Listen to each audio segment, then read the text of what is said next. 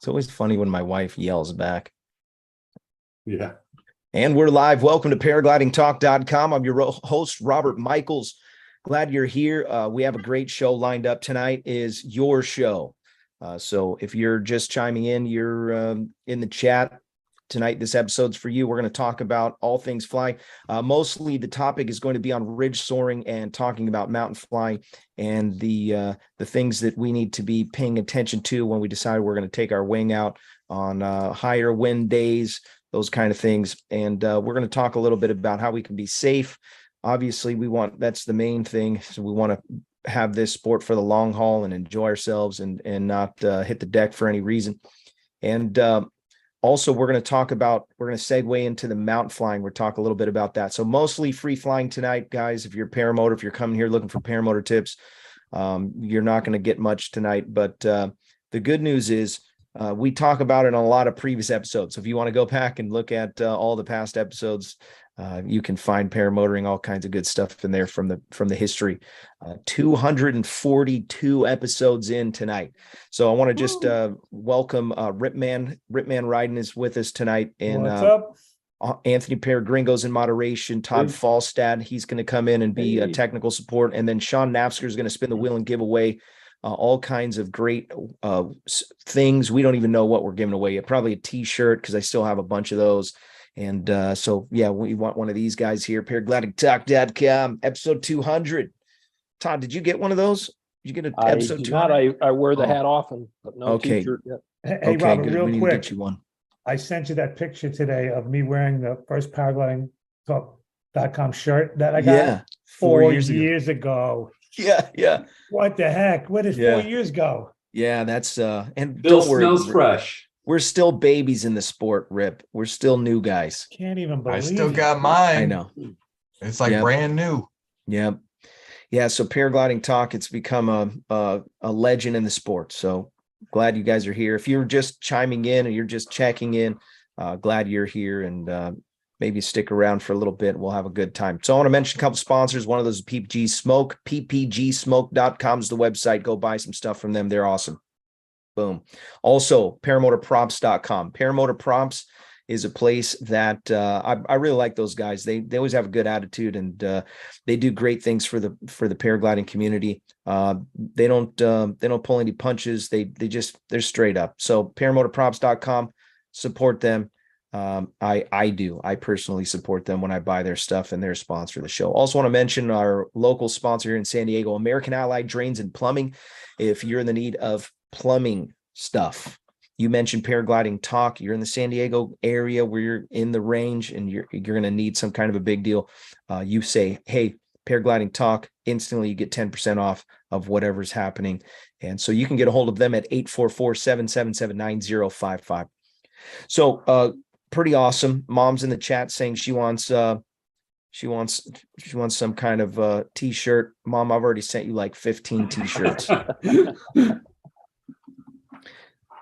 Enough with the t-shirts, Mom. Yeah, you got enough t-shirts. I even sent her a girl paragliding talk t-shirt. I think I sent her a girl camouflage paragliding talk t-shirt. I mean, it's serious business around here, but we'll send you whatever you want, Mom. You just let me know what you need. So what I want to do, so this episode actually got inspired. Ripman posted a video on his YouTube channel, and feel free to drop the link. If you guys aren't following Ripman, you're missing out, because he's always got some good stuff, and he drops videos often, and he's not ashamed to just throw it on there. You don't have to have these, masterpiece. I don't have time for masterpiece. If you follow my channel, I throw a couple clips together, chop, throw it on. And it's mainly for my entertainment anyways, but some other people can get entertained by it. But Ripman, he's got he's nonstop, man. He's always got something popping out. He's got some really good stuff. So go, if you can, go follow Ripman on YouTube. And he didn't ask me to do that. I'm just Thanks, passing buddy. along some little golden nuggets along the way. Enjoy. He's always got good stuff. And mainly, I'm going to tell you something. Good attitude. It's really important, folks. You have a good attitude. Good things come when you have a good attitude. So let's maybe if you're ready to cue that video up, and I'll set the scene. Basically what they're doing. This is in Florida, I assume, and I don't know that for a fact, but we'll just say it's an undisclosed location. And what they're doing is using a tow winch that is buried deep in the sand.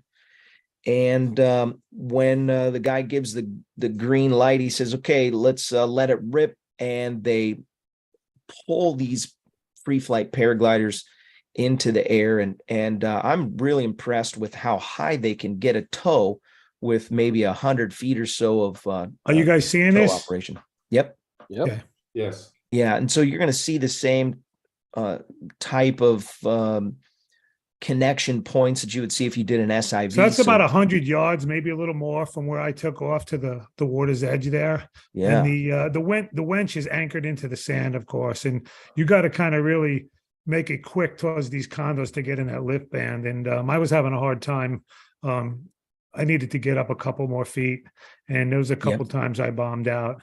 And you can see there were guys flying over me. They had gotten up before I launched, and the wind was a little stronger. And as the hour went by, it laid down a little. You can see there's no white cap, so I mean, it's barely 10 to 12 mile an hour right there.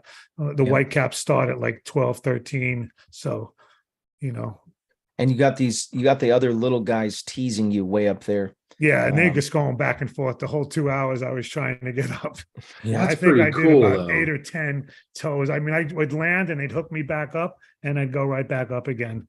Okay, So- right there, I noticed Rip did a pretty dangerous maneuver right there. Did you see what he did? Did you catch it? He crossed that other dude's line. Was he hooked into the toe? No, joint? he was. He was I don't just think sitting so. there. I Yeah. don't think so. So when go ahead and let it play. Okay, Rip. I want all right. to Let it rip, analyze some Rip. stuff. Yeah, let it rip, Mm. Rip. So the first thing this morning, I was like, oh man, so close. And he goes at this multiple times. And I so appreciate you for posting this and not just bearing it and saying, well, I'm gonna wait until I get a full on, cloud-based adventure off of the condos. But you posted, so thank you. A few things that we can learn from this. One, I wanted to ask you about the size of your wing and square meters. Do you know? So that was a 28-meter ITV Wasabi. Wow. It's a motor glider as well. I'm 210, Okay. naked all up. I'm probably 240, 245. So I'm in the weight range, but this glider is not a super efficient glider. Yeah. I have so many gliders. I can just feel this glider doesn't have the lift that other gliders I play around with have had. Other B gliders. This is a B glider. So Okay, so I get the impression that this is a little speedy, but it's not as bad as I thought. 28 meters, pretty big. yeah. And I think that it has a good enough aspect ratio to keep you rolling. So I think you're analyzing the wind just not being quite strong enough. Right. I would say a accurate. couple more mile an hour and it would have made a big difference. No, let me ask you a question. Is this guy, are you giving him some kind of tip or something for coming out there and just flinging you guys in the I air? offered to buy him dinner and everything. He had to get home. I mean, he dragged that winch out there and he was set up an Yeah. hour before we got there. And when we Wow. got there, he was, we were started to tow people up, and he would go up by himself. He'd hold the remote controller and take himself up. No So, way. yeah. Okay, this was your best chance right here. No, the best one was I was above the building. I think it's coming up after this one. This next one. So you were, I mean, right there. Oh, Gosh. so close. I can't even tell Yeah. you. And the funny thing is this is right down the block from where my niece lives. I never knew these guys did this here. And when I found out, I couldn't believe it. I was like, I'm at my niece's all the time. I mean, I could bring my gear down there, and if the weather's on, Yeah. with condo soaring. Well, how was the wind direction in this? It looked like it was a little wasn't- touch cross. It was north coming out of the northeast. It wasn't directly east. Okay. And so That's that's why what you want to see the angle I was taking off at, Yep. a little cross. Yeah. Yeah. And so there's a few things going on that I noticed right away. You do have some clouds popping, so that's always favorable. That means you're going to have a decent lapse rate. Your lapse rate's going to be, it's going to help you with any kind of thermal lift that you might get with the temperature or the terrain difference. So you've got that kind of beach going into the green, and you're going to get some triggers right there. So you may get that little tiny bit of a benefit too. Something I noticed right away too with the toes. You don't have much time to make your decision. So you mentioned pre-show that they were asking for quite a bit of break. Was that more break than you were comfortable giving, or did Well, you it's just more break trust than it? I normally would ever give on a toe. I mean, I was almost at my stall point of the glider. I wasn't uncomfortable, but it was weird to be pulling that hard on the brakes. But it gave me my the quickest I can get at that height as fast as I can. And then once I'm Wow. straight above the thing, you got to pull. And then if you're not aiming towards that condo, I think this is a good one. I think Yeah, I'm gonna that's the one. I get above. I should have probably went straight. I just felt I was sinking a little bit, and I figured I could. If I turned back, I might get a little more into the lift. But if I would have went straight, I might have had it. So I don't know. It's a split second decision, as you know. Yeah, no, you had it right there. That's Yeah. bingo. You know what? I sipped my last drink of green tea and then I walked away. I didn't get to see this part. So that was definitely your And I'm best. going right back at it, and Yep. you can see my body was lower than the condo, and I Yep. knew I was sinking a little bit, and I was like, I'm not going to make it this time either. Yep. I gave it one more try here, and then I knew that was pretty much it. Oh, Now pretty wild stuff. there is a video, and maybe one of you other guys can find it. Guys were flying in Dubai, and they were ridge soaring this big skyscraper. They were jumping off the skyscraper, so it's a little bit unfair advantage.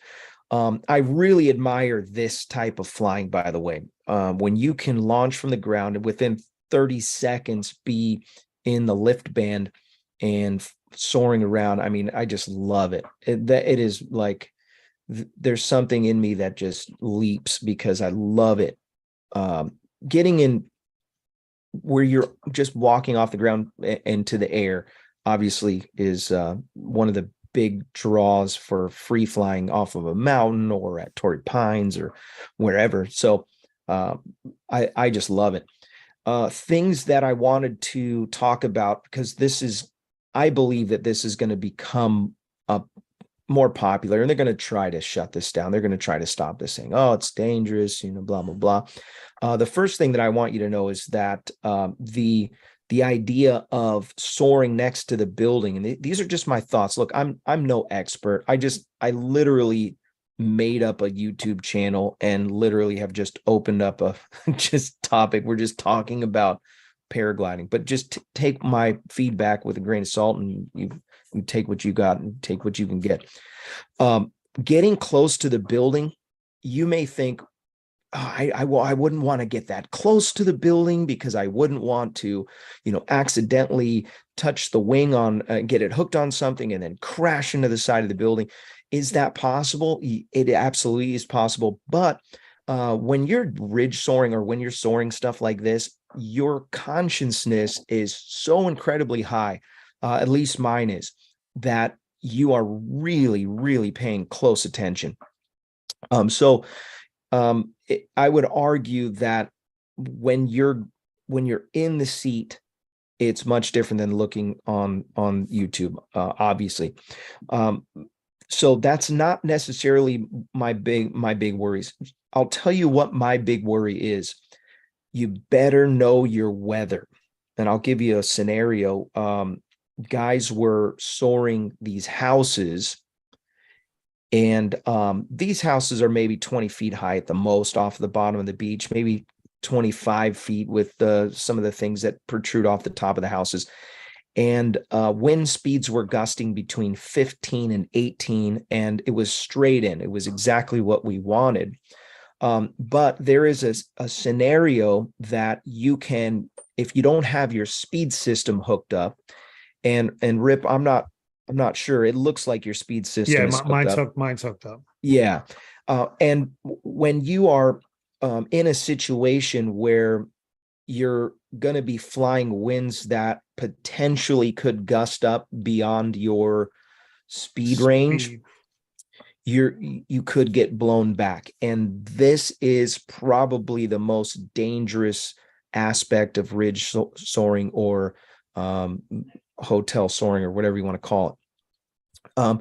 Because in the moment that you are not able to penetrate and now you get blown back, you start making very, very bad decisions quickly. And the first bad decision that guys make is they touch their brakes. So what happens when you touch your brakes? The moment that let's say we're flying, the wind direction is coming this way, we're flying into the wind. I really need to get one of those little wind deals. You're flying into the wind, you touch the brakes, and guess what happens? Your glider goes back. Now you're going to pitch down, and then you're going to do it again, and you're going to start an oscillation that isn't necessarily going to help. So one of the things that we have to think about is our stability with wing overhead. Now, when we get to the place where we're getting scared, or we're like, oh my gosh, I'm getting blown back, our initial reaction should be, one, to just wait a second if you can and move to speed, push your speed system. A couple things are going to happen. The angle of attack is going to decrease. It's going to make your speed increase, and now you're going to lose some altitude. Those are the three different things that are happening. Now, you would think I'm okay with touching my brakes right now because I want to get some altitude. Because if you have airspeed and you touch your brakes, you get some altitude, but you lose forward ground speed. So now you're going to be falling back. So worst case scenario, what happens? You fall all the way back, and now you're in the rotor. I'm going to share my screen for a second. The rotor is the kind of, I mean, if you wanted to say that there was a boogeyman in our sport, rotor is the boogeyman. Let me see if I have, this is not my, this is the one I wanted. So these are many images of different rotor. We're going to talk a little bit about rotor in the mountains, but first I want to just take a peek at some of the images here. Gosh, I thought that was a better image. Oh, that's not what I wanted. Let me go back. I'm just going to do a quick drawing, if you don't mind. By the way, I can't see the chat, so if you guys can help me out with that. Let me open this up. I should be able, you should also be able to share your drawings on here. So I'm going to draw our hotels. So based on our drawing, we're going to go like this. And I'm going to draw this. This is the beach here. Little water coming in here, and we got Ripman. Actually, this is the tow operator. Come on, Rip, get closer. So when our wind direction, very interesting things are happening out here. Okay, so here's wind below. Now, when you won't believe this, but the wind direction is actually doing something like this. I know this is going to be hard to believe. Just stay with me for a second. There's some things that are going to be happening here. And we're going to notice that the speed here is going to increase. Anybody want to take a guess what that's called when you get into this zone right here? I wonder if I can. The compression zone. Okay, compression. Yep. So right. Yep, that's right.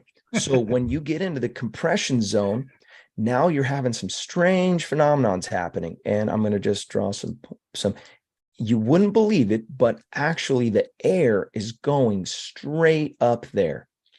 If you follow this, you're going to see this wind, and there's Ripman flying around.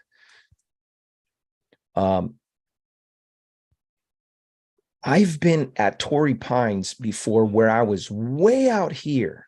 I mean, I'm shocked that there's actually lift way out here. So I know it doesn't seem like it's possible, because you're thinking this is laminar wind coming off of the beach. Why would I have anything like this way out here? Well, it happens.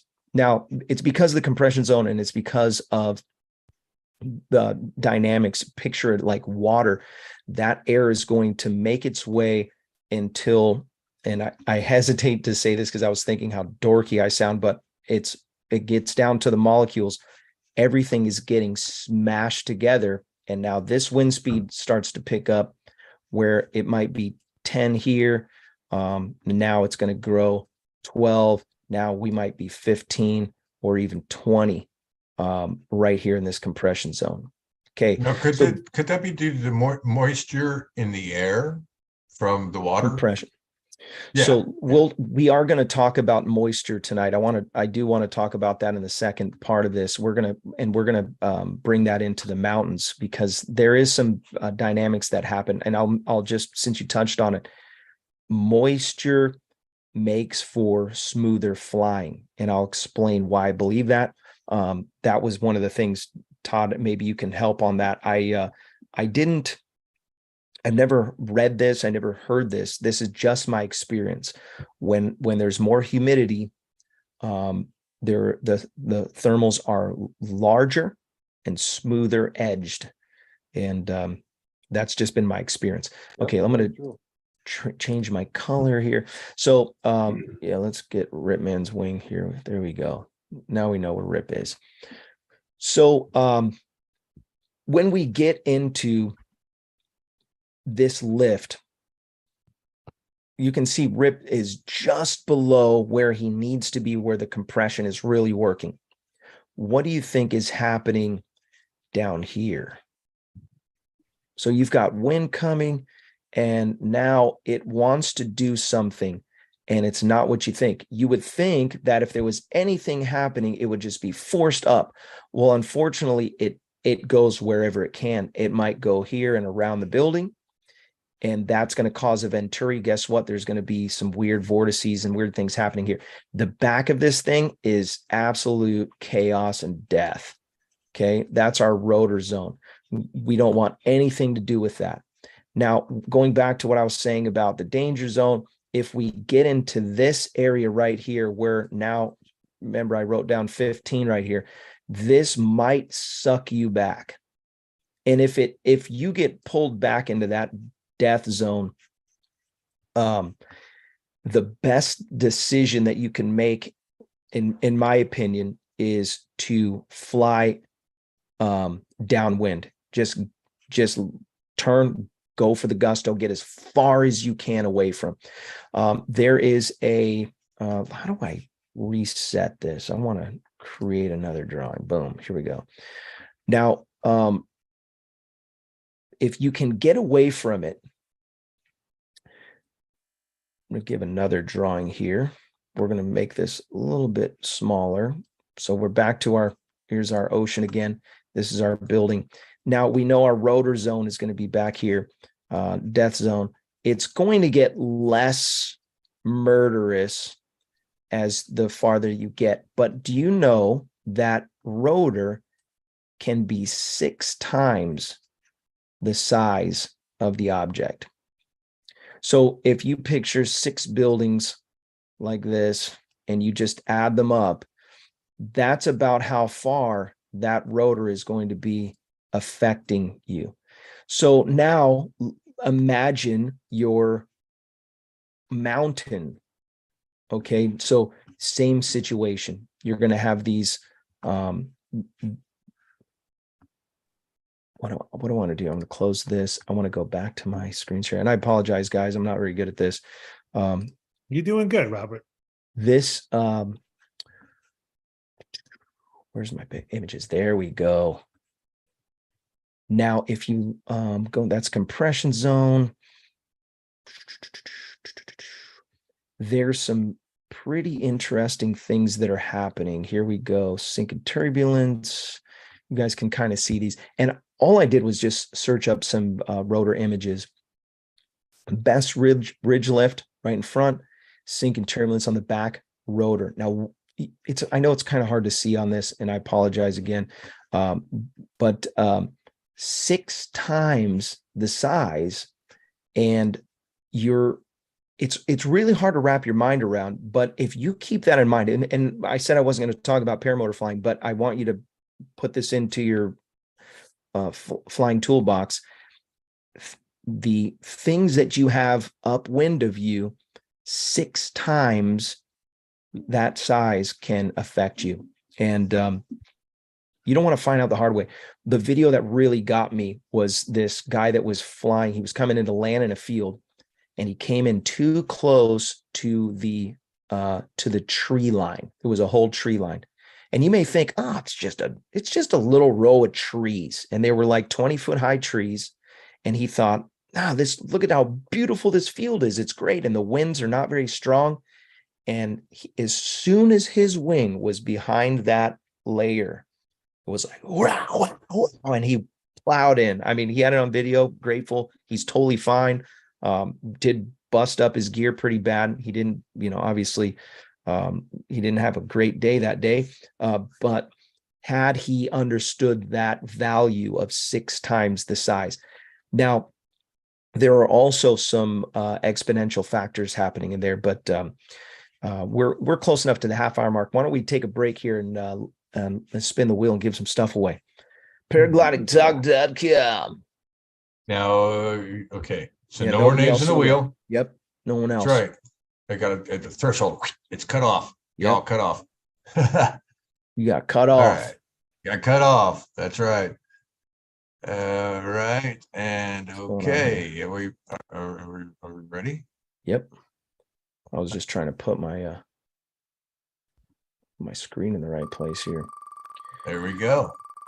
Yeah, so the spin of this wheel is brought to you by Nebraska PPG. Josh Bowden runs a school in Nebraska. If you're interested in getting some top-notch training, you can sign up with Josh and his team today. There's a link in the description if you want to get a hold of them. Also, this spin is brought to you by Calamity Kite Clinic. That's Sean's organization. You want to learn how to ground handle. It's really important. Step up your game ground handling. And then you don't have to worry about being cornered to only doing forwards or only doing reverse launches. You can pretty much do whatever you need to do and get your feet off the ground. That's important.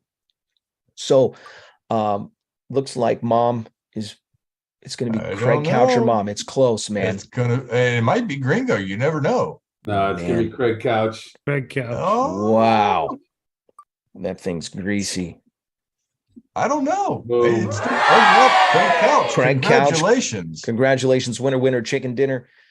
Craig, I've got a episode 200 shirt for you. And if that's not satisfactory, I may also send you some AMSOIL or something like that. But thank you for watching and appreciate you being part of the spinny wheel of winny things. Yeah. Heck yeah.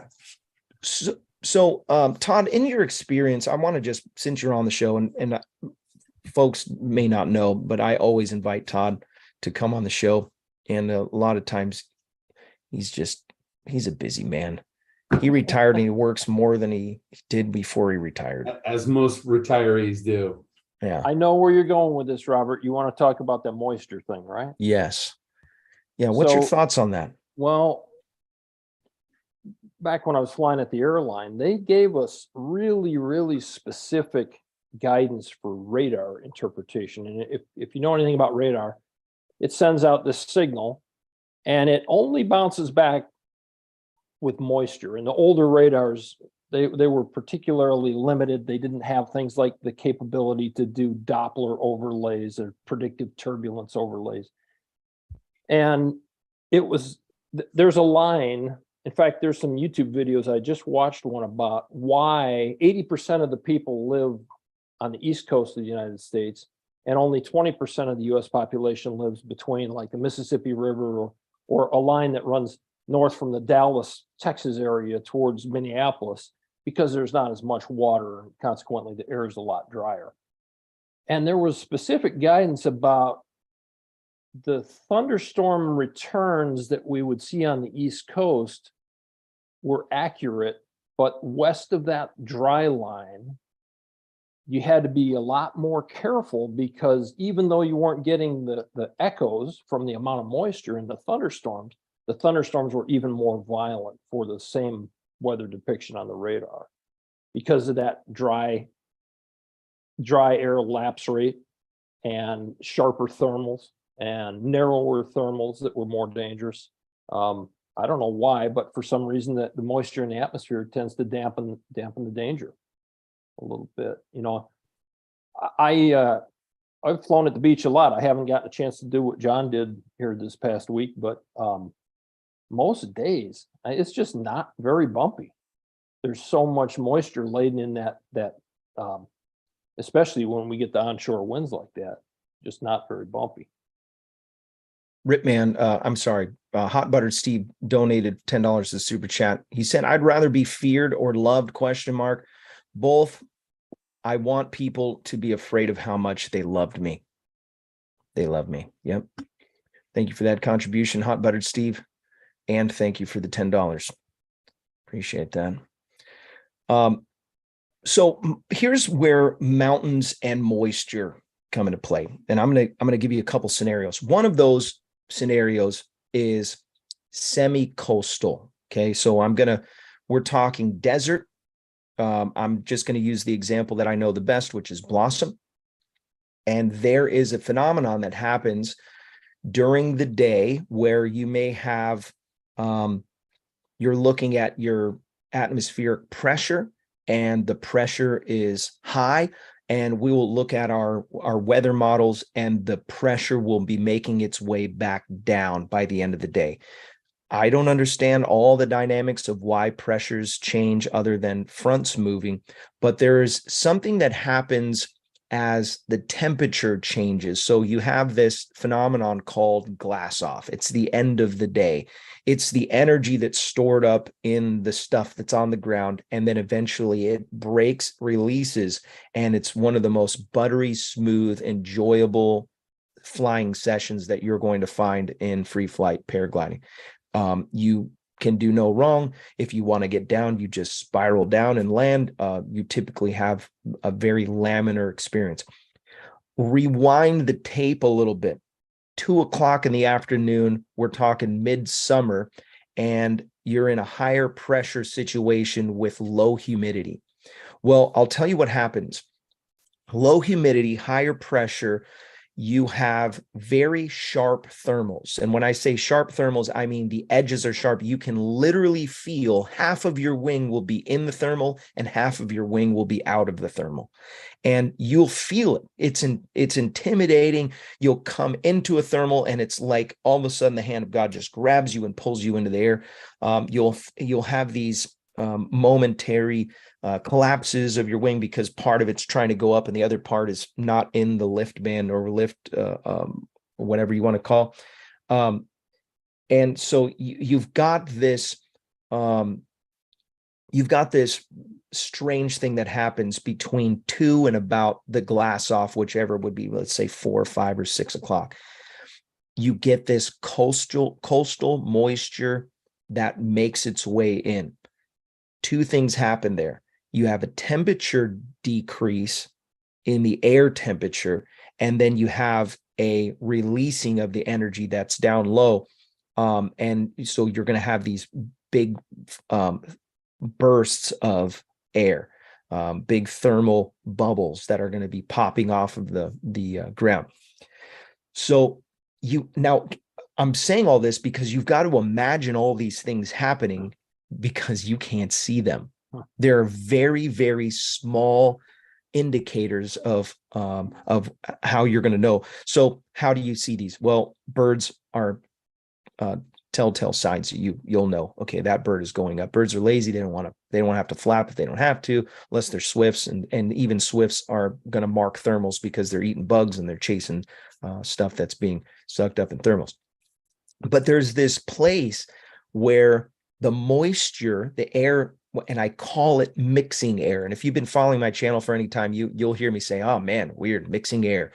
You'll have these this phenomenon where you have coastal moist air making its way in and pushing out the if I could argue high pressure, I know it sounds weird, but you have these maybe vortices, you have things that are happening in the air that now it feels weird and there's a change. But I'll say this, when it gets to this place, I'm usually like, oh, good. The moist air is coming. Sometimes you can actually feel it. You can actually almost taste it and feel it on your skin.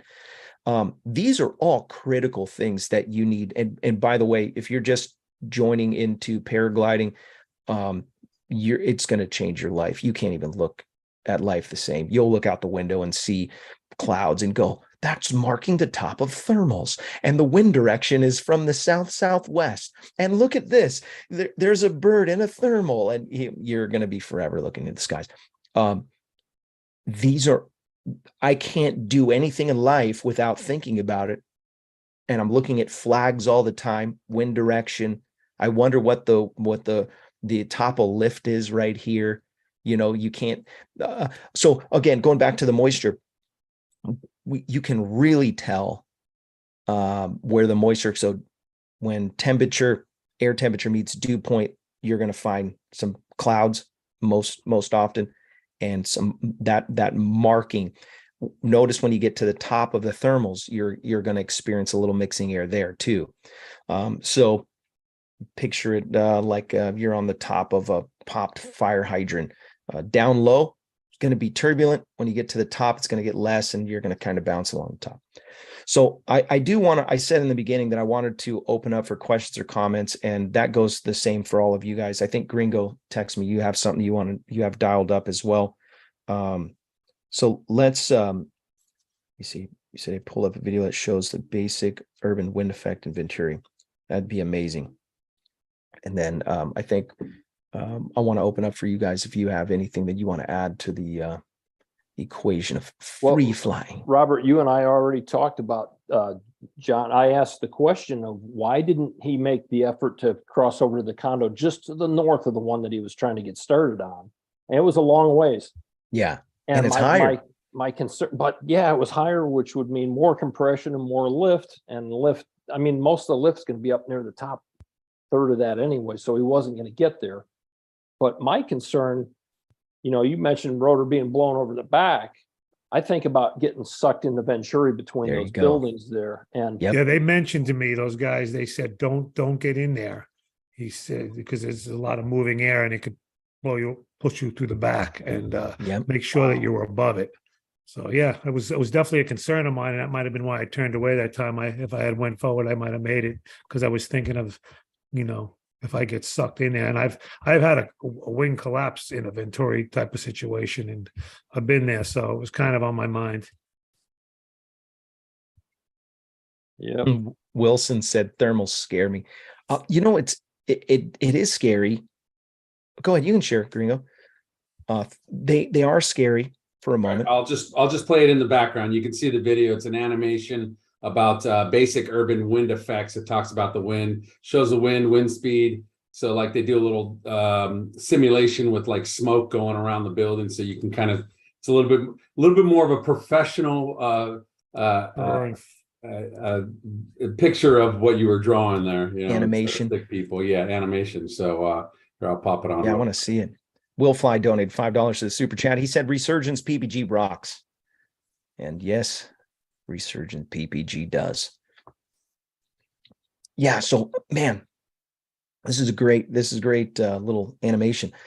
I went to Torrey Pines on a day when it was gusting between 50, and I say my base wind was between 12 and 15, and it was gusting up to 18 to 20. And we're like, man, this is a great day to go fly. And when you launch, you just get blasted up. You can imagine the top of that building as being the launch at Torrey Pines. You're going to have it's pretty exciting. What we were doing is diving way down on the beach. Can I annotate on this? There's your Venturi effect. Oh yeah, that's great. Speed picks up we get the Venturi effect every Sunday when we fly in Otay. There's near a skydives area, there's a mountain and a pass, and you get a lot of rotor through there, a lot of wiki stuff. Robert, let me ask you a question. You talk about that glass off that happens at Blossom. Yeah. So one of the best explanations of glass off any of the instructors I've ever run across gave to me was the classic U-shaped valley. And one side, as the sun is starting to set, is still in the sunshine, while the eastward facing portion of the valley, all of those rocks have long since started to cool off because they're now in the shade. Mm-hmm. So you get this cascading katabatic wind flow down that slope through the trees and across the stream and the cooler temperatures in the valley at the valley floor. And then there's this portion of the other side of where you're actually flying, the other side of the valley, still getting sunshine, still getting that adiabatic lift there. And it's pulling this feed of nice, constantly cooled, smooth air across the valley floor. And that's why you get the glass off conditions. Is something like that possibly what happens at Blossom? That's a very good question. I would argue that is exactly what's happening. You have this really, by the way, David Hinrich donated $5 to Super Chat. I appreciate that. When you have this energy stored up down low. Now, depending on the wind, obviously, this is wind direction is critically important. I wish I had a picture queued up of launch at Blossom, but you have this valley, and when you're facing the west, you have the wind at your face, so west wind, and it's forced through this bowl, or I shouldn't say, it's forced down this valley. So if you pictured, this is a flood of water coming at you. The air temperature that is coming your way, you may be experiencing lift that is happening because of the direction of the wind flowing through the valley.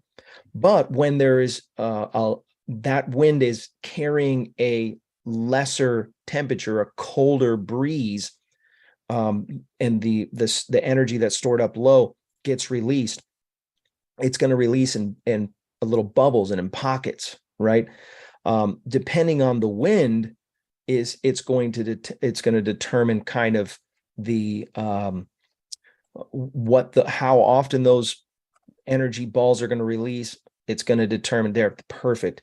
You can see. Do you know how to write on top of this? Can I annotate on top of this? How do I do that? Maybe. Yes. Yeah, right there. Just go to the top, and it'll drop down. It'll say annotate to the right above the stop share, red stop share. Oh yeah, I don't have that.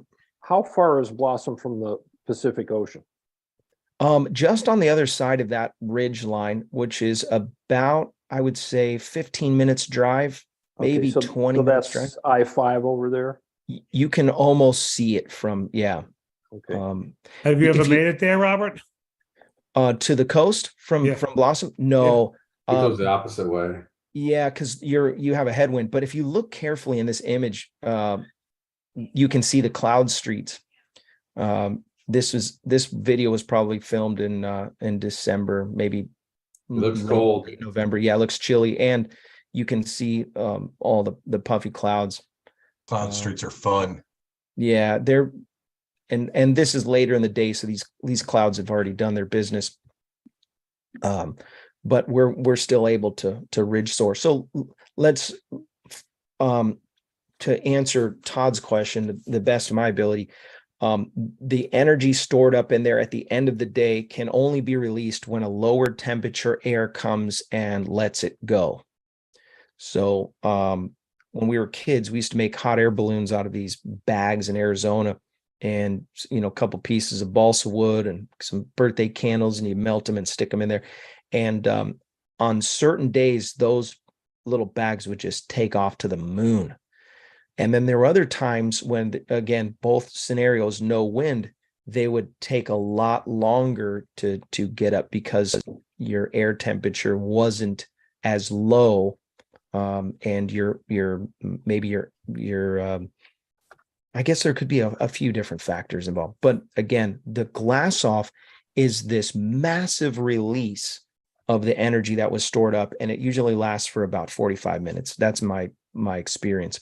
If there's no wind, it's really a pleasurable experience. Now, if there's a little wind, it can even be better, because then you can get up high enough, cross the valley, go mess around at El Cap and make your way back. And something you mentioned, adiabatic winds. When the end of the day happens, you might get a flow down, like you were saying, down these valleys. At Blossom, doesn't happen very often, not in my experience. But we're also not trying to fly in lee side of anything, just out of precaution always.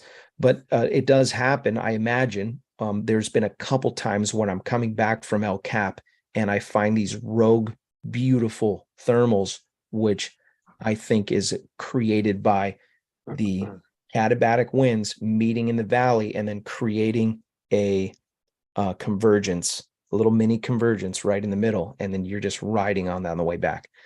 I've seen that in San Francisco. A lot of times there's a heavy marine layer up there, and it'll push up against the coast, and it spills over those coastal mountains, and it's like a waterfall. And Yeah. You wish you could always see the weather. And I know Kyle O'Glee did that thing where he ran around with the mosquito sprayer in his yard to show you how the trees blew and well, same thing in San Francisco. You could see this cascade fall like clouds, and they get about halfway down the coastal mountains into the warmer air, where the warmer air could absorb all that moisture, and the clouds would disappear right at that level, so that you'd see them flowing and then they disappear.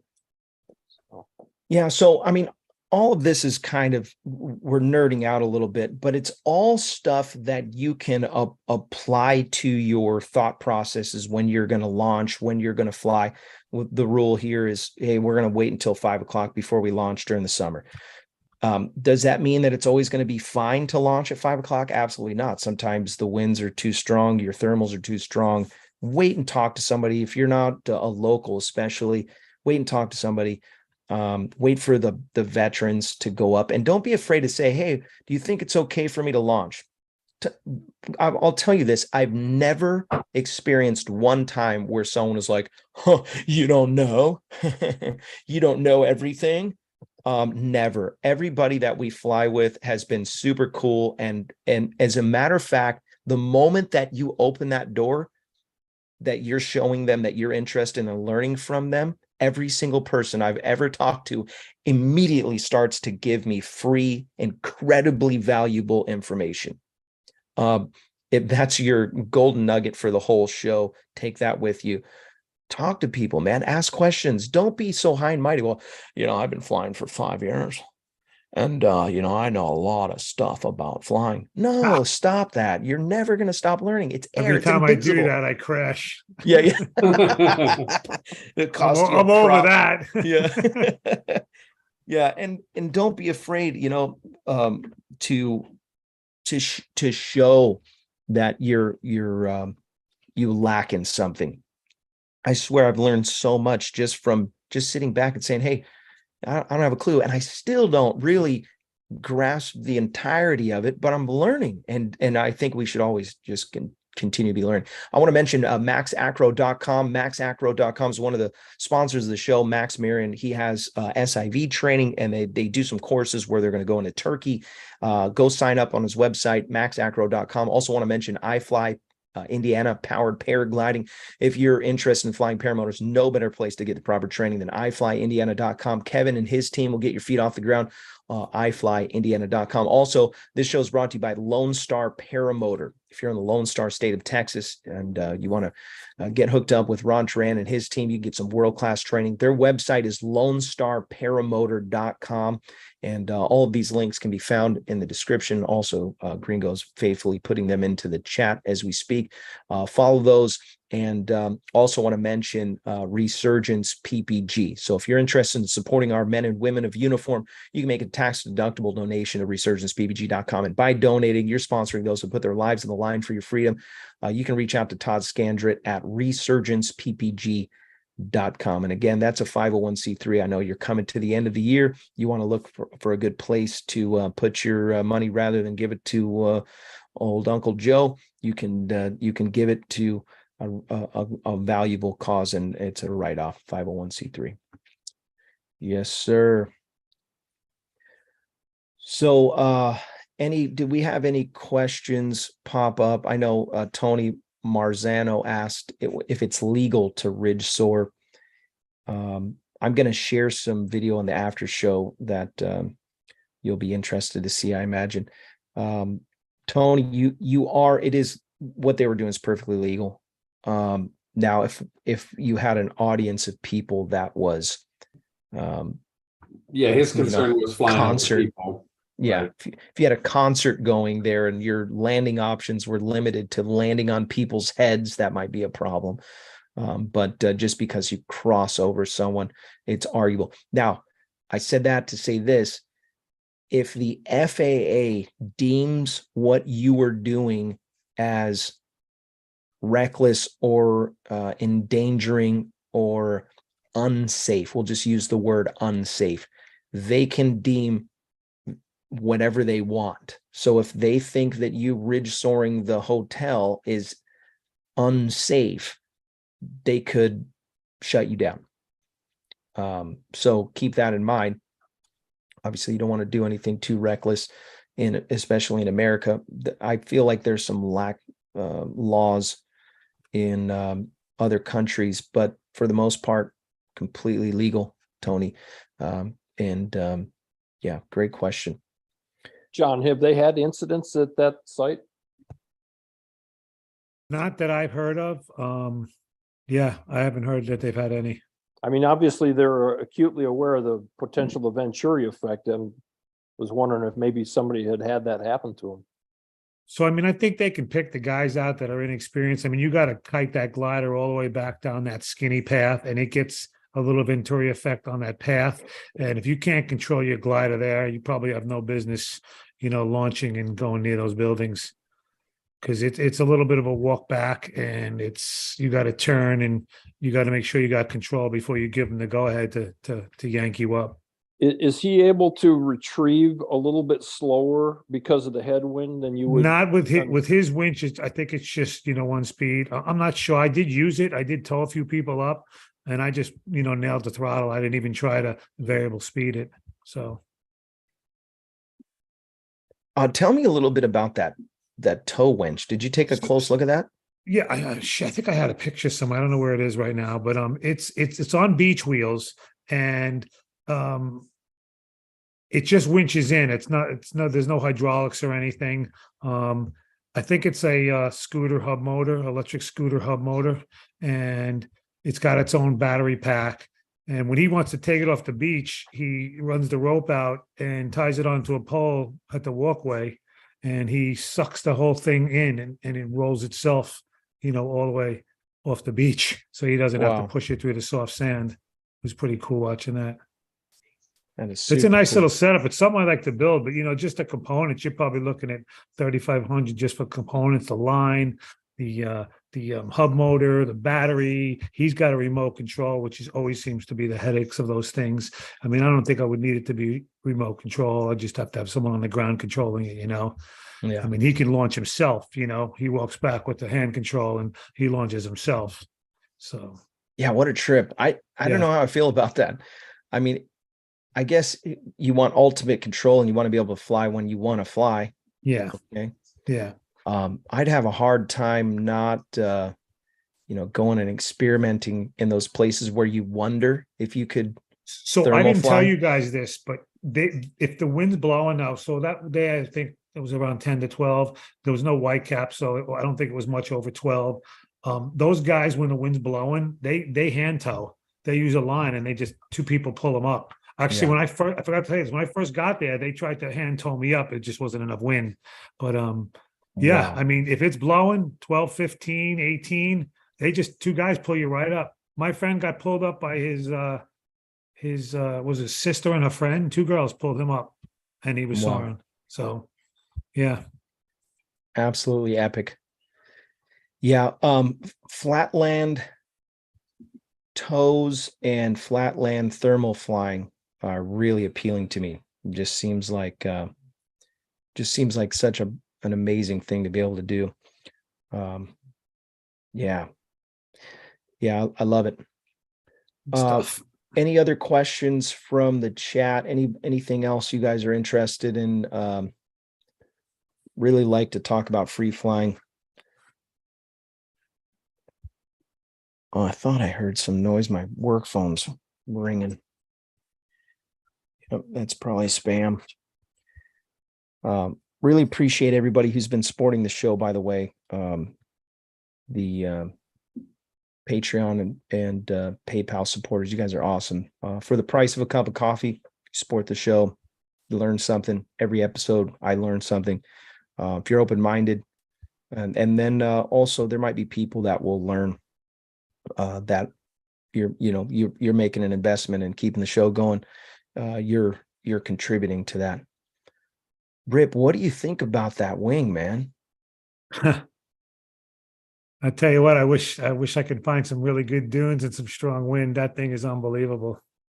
That must have been decent wind there to be able to soar that That was wing. about 14. I probably need a little bit more, like 16 to 18.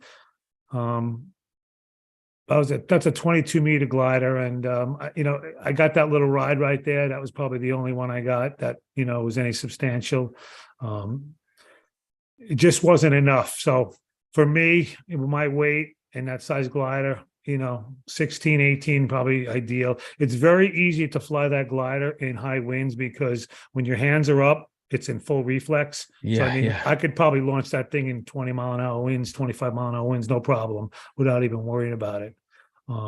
Because you just go hands up and it's not going to go anywhere.